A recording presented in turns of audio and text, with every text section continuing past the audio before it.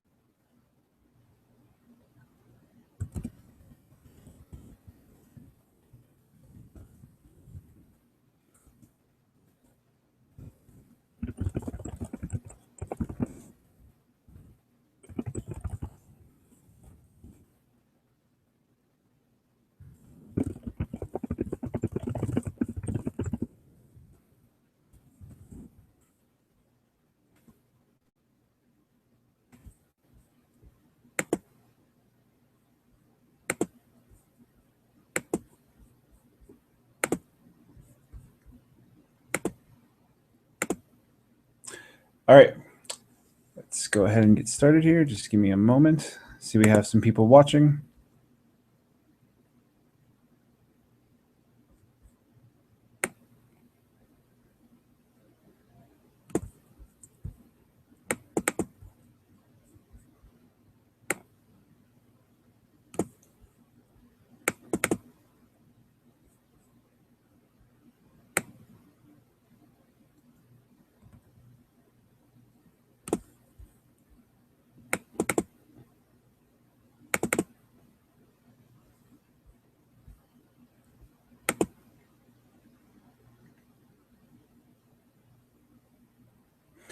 Alrighty, so hello and everyone, and welcome to this week's Hangout. Thank you for understanding with the scheduling. It's been a kind of crazy week for me.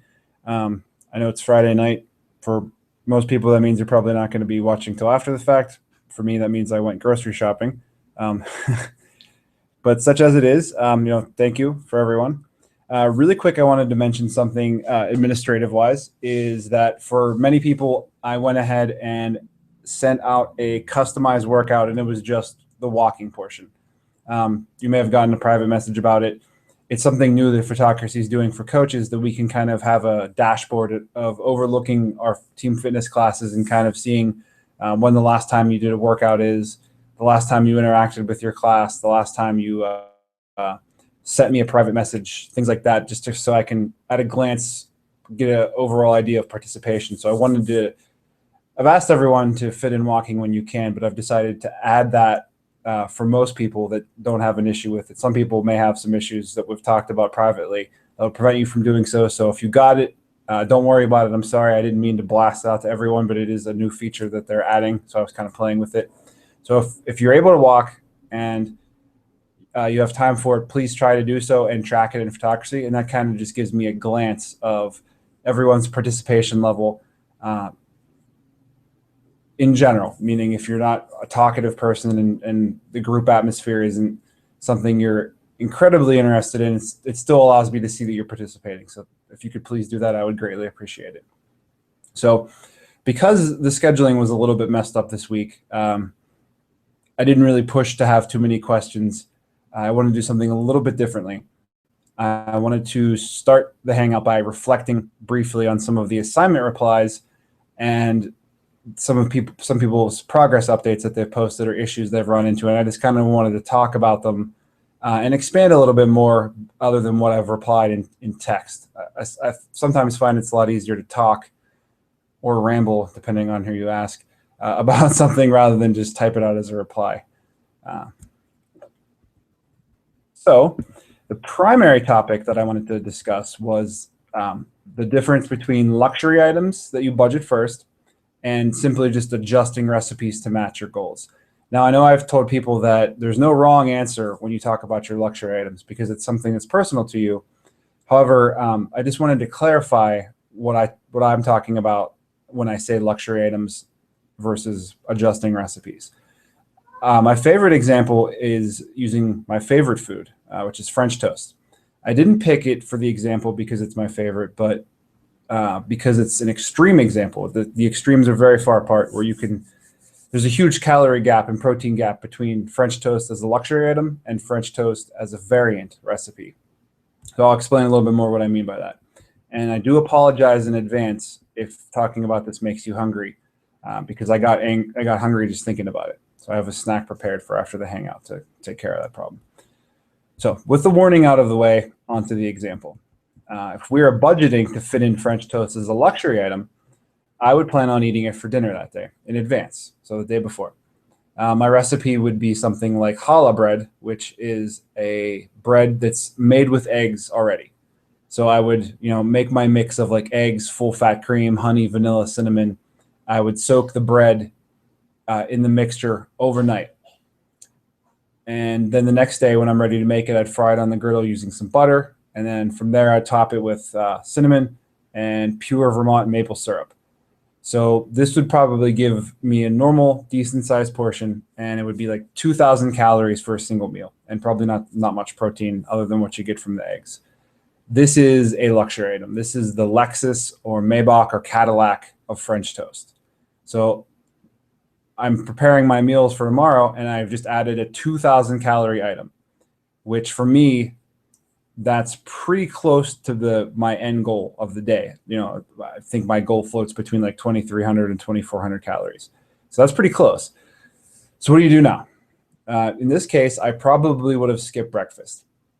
And then I would have eaten my lunch as late in the day as I possibly could. The lunch would probably be chicken breast or egg whites or both, or a protein shake. And so after I've kind of gotten close to my protein goals there, I would fill in the rest of my intake with green fibrous veggies like green pepper, celery, kale, just a plain lettuce salad, things like that would definitely fill me up. So that sounds really boring, but look at it as what you're exchanging. You're not taking away things, you're adding this luxury item in, and that's how you're kind of shaping your day around the luxury item because you budgeted the luxury item first, and then all of the rest of your intake is around that item. So with this approach, I can basically fit in any food I can think, and I can either hit my goals or come close enough to them to not worry about it. Meaning, I know I've said that calorie goal is the most important. So if you would like to fit a luxury item in and you're just simply not going to hit your protein goal, it's really not worth worrying about because what you gain in sanity for fitting in something you want to enjoy and still hitting your calorie goal, that's more important than the protein goal. It's still important, but as long as you're not trying to fit in a single 2,000 calorie meal every single day, it's not a problem. Things even out over time. It's not something you should worry about. So that's the extreme end of the spectrum as a luxury item. The opposite end of that spectrum, with using French toast still as the example, would be a variant recipe that fits my goals, but not budgeting it first. So what I mean by that is I would have my normal lunch, my normal breakfast, and my normal evening snack, meaning like when it's time to make dinner, I would say, oh, I have 600 calories left. I need roughly 40 grams of protein, 40 grams of carbs, 20 grams of fat. So I would then need to find a French toast recipe that will give me close to those, and then I need to modify it to give me as close as I can to those numbers. Usually that's going to be a higher protein, higher fiber, lower calorie recipe. So similarly, how I had a recipe figured out, I'd look at making a high protein version with something like buying my Sam's Club carries Nichols low calorie bread. It's 35 calories a slice. I'd use that. Then probably the mixture to soak the bread in would be a combination of egg whites, protein powder. I may have an egg or two in there just because it's not really going to be a problem.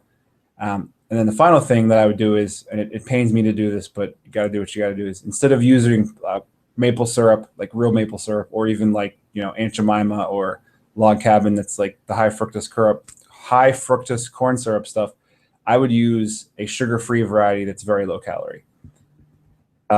Be careful. Sugar alcohols can have a laxative effect if you take too many. So just please be aware of that. If you're not sure what's sugar alcohols, anything that's sugar-free probably, and is not naturally sugar-free, probably uses sugar alcohols. So please be aware of that. If you find yourself chewing a lot of sugar-free gum, just be aware there is a threshold that you don't want to cross or you're going to have problems. So what I did was I had low-calorie bread. My egg mixture is higher protein now, and I don't have a lot of calories that are sugar from the syrup. So depending on how I want to tweak the recipe, based on my calorie and protein goals, I would add things to the recipe, remove them. I might go for a thicker mixture with more protein powder and egg whites and make it more of like a casserole French toast and reduce the number of slices. Or I could go the opposite direction. I could increase the number of slices and just have them be almost just like fried bread with a little bit of egg taste in it. So those are the two extremes, using French toast as an example.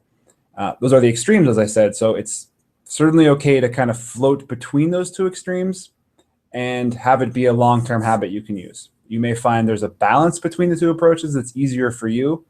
That is, maybe making the challah French toast recipe and just tweaking something. It could be the challah French toast recipe and simply removing the maple syrup. That's fine. Like I said, those are the extremes. Wherever the balance is for you, it's going to be personal to you, and that's fine too. So to apply that to some other examples, another one would be pizza. The luxury pizza would be like a margarita oven or wood fire stove pizza that's like at a fancy pizzeria or takeout. Or the opposite of that would be the healthy version where you make your own, where you make your own dough. You make it very, very thin crust. You use chicken on it, or you don't use any sauce. You just use raw, tomatoes, things like that, where you're modifying a recipe to match your goals. Another example that I float between the two extremes on are burgers. So the extreme version would be the gigantic 12-ounce burger patty with blue cheese crumbles in the middle, and then bacon and egg and avocado and mayonnaise on it, and burger as big as your head. The opposite of that would be the variant recipe, which would be like a turkey burger with a lower fat cheese.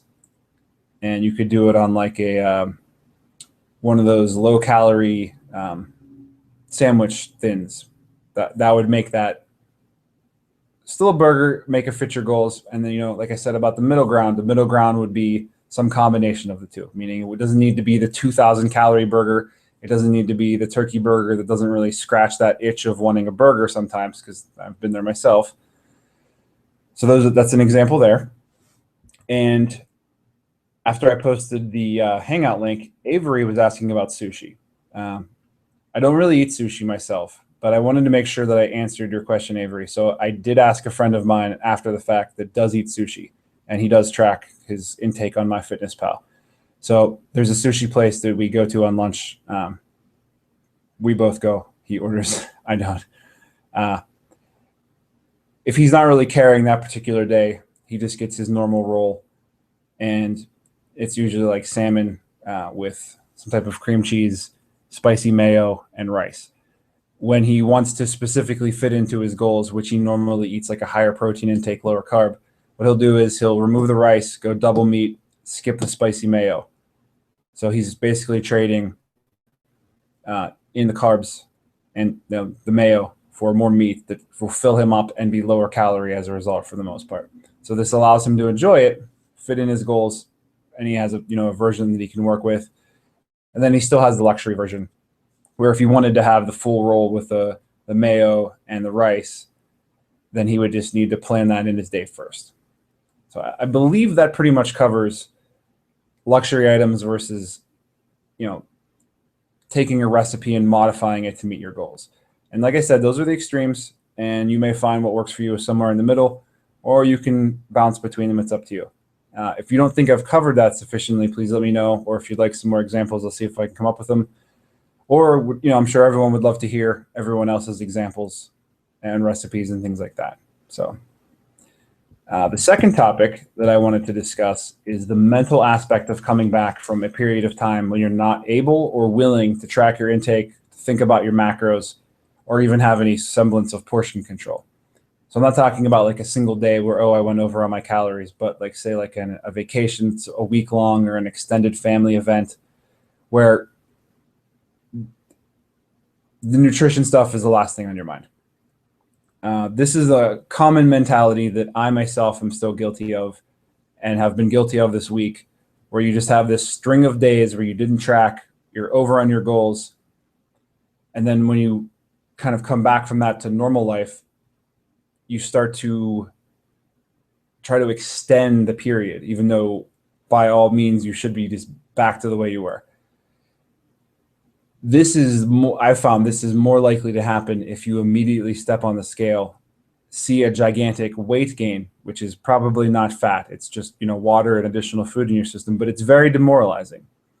So I found that happen to me this week where, I've come back from a long weekend trip. I didn't have any particular care about hitting my protein or my calorie goals for the most part. I was back, let's say Tuesday. Wednesday, I was back to work. Life is normal.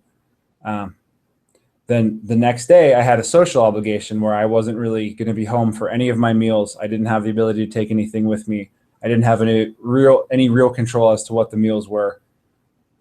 And then it would be back to normal today, Friday, and then I had another social obligation on Sunday. So that was 1 or 2 days of normal between all this giant sea of events that I didn't have any control over and planning for were very difficult. So what I used to do would be I would just continue the vacation beyond what, the normal day. So for example, Wednesday, I would say, I don't care. I'm not going to stick to my normal habits. I'm going to go out and not care and maybe make the worst bad choice I can make just because I'm already on vacation. Why not? That's a bad habit to get into. You're basically accepting the mindset of, I might as well not care today because I don't think I can care tomorrow. And you get in a bad habit of finding excuses to not care about what you're eating or what you're tracking, things like that. So this is a scenario where it's very possible to undo some of your hard work, because similarly to how good habits are formed through the continuation of doing them day after day, and you like that forward momentum, so are bad habits.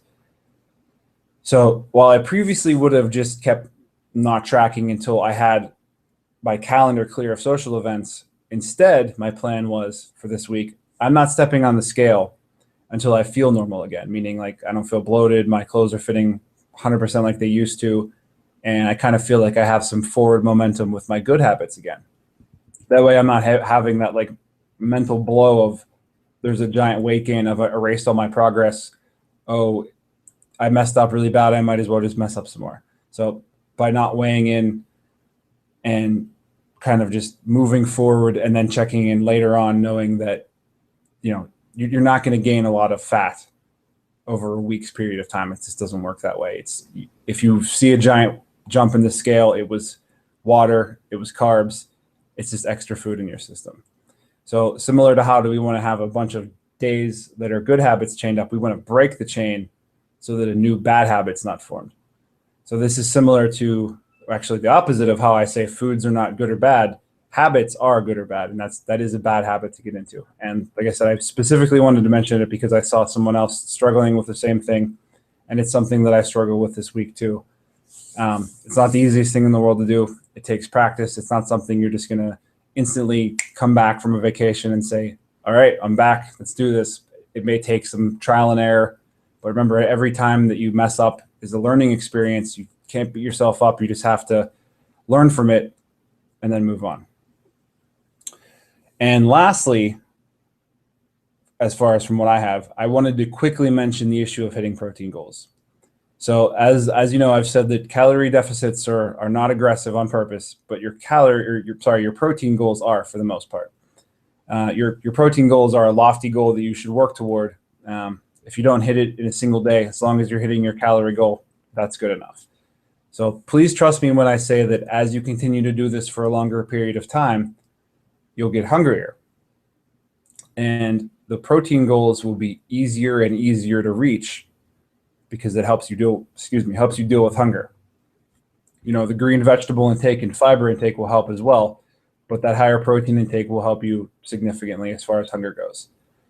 So as to how do you do that, you really do need to have your meals be protein focused, or you have a gigantic mountain to climb by dinner time. If you're eating what used to be normal breakfast of cereal and bagels, and then you have a sandwich at lunch, that's maybe 30, 40, 50 grams of protein. I think the lowest protein intake out of anyone that I've worked with has been like 130 grams of protein. I mean, how are you going to eat a 90-gram protein dinner every single day? That's not feasible. So you need to kind of focus every single meal from your first meal to your last one. And I've mentioned this before, but I find this is the great idea, it's easier for me and a couple other people that have mentioned it, that it's easier to get more protein in earlier in the day if you focus on it, and then there's no pressure for the rest of the day. So if you have a very, very high protein breakfast and try to do the same for lunch, by dinner time, you don't have to try to cram it in, and you can kind of ease up, and you may actually find that as a result of that, it's easier to fit in those luxury items. So this kind of plays more into the variation theme than luxury items. So I mentioned cereal. So what can you do? And hear me out. I know this sounds crazy if you've never done it before, but trust me, please. You can have cereal with protein powder and water instead of milk. You just want to make sure you get a tasty enough protein powder and have the right mixture of powder to water. Give it a try. It's not for everyone. I was doubtful at first myself, but if you're trying to get protein in, it's a great way to do it. And that way you're not just drinking the protein powder and that's it. You'll be eating it with cereal. Another thing is people combine protein powder and oatmeal, and it's called overnight oats. If you want to search for a recipe, it's commonly referred to as Proats, Proats. There's probably tons of recipes floating around. Most of them will probably be on the bodybuilding.com forums. You kind of want to watch those forums. They're a little bit crass. That's putting it nicely. But some other ideas for breakfast foods, eggs, cottage cheese, Greek yogurt. Those are just some ways you can protein focus your meals. One thing I like to do when I'm not just desiring to eat chicken breast is I will just make sandwiches with the aforementioned low-calorie bread. I'll pick a leaner lunch meat like roast beef or roasted turkey or something, and I'll pick my Sam's Club carries a Castlewood brand low-calorie Swiss cheese that's very high in protein. And when I do that, I usually end up going over on my protein goal just by virtue of having a big sandwich, lots of protein in the meat, and the bread's low calorie. That way it's not it's usually more protein than carbs at that point. So those are some ways to kind of help hit the protein goal without struggling by the end of the day. So I'd rather, I think it would be easier if you didn't have to worry about it at the end of the day, because it's a lot harder to try to cram a bunch of protein, but like right before bedtime. I don't recommend that. Nor do I recommend drinking a bunch of protein shakes right before you go to bed either. So, all right, well, I've rambled enough, I think. If I have the Q&A portion turned on, if anyone wants to submit a question, I'd be more than happy to answer it. For next week, I'm thinking that I'm going to try to schedule the hangout for Monday or Tuesday. You'll see it for the week sticky on Sunday morning. I'll kind of decide from there. Like I said before, this is my first week of class starting on Wednesday, and I have class all night Wednesday, all night Thursday. So Monday or Tuesday are pretty much the only days I have open as far as that goes. So let me know if there's any questions in the sidebar, and I'll be more than happy to answer them, and we can go from there. I'll just check back here in a minute.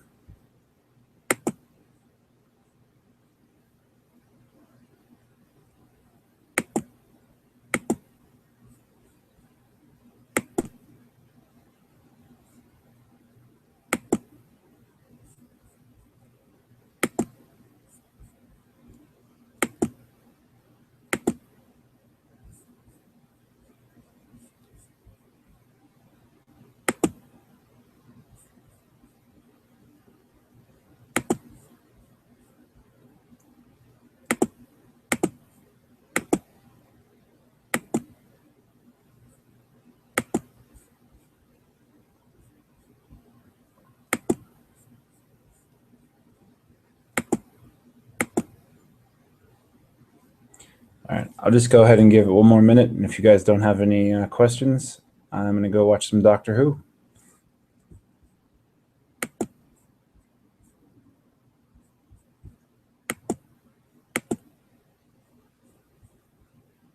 And as always, I think I say this, or have said this on every single Hangout, is that I know you may think of a question as soon as I shut everything down for this Hangout. You're more than welcome to just post it in the group, and I'll, like, I believe it requires immediate attention, I'll answer it then. If not, I can save it for the next week.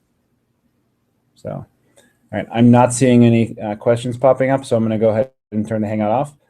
Thank you for watching, everyone, whether you're watching now or you're watching at a later time, and I will talk to you soon. Have a good night and weekend.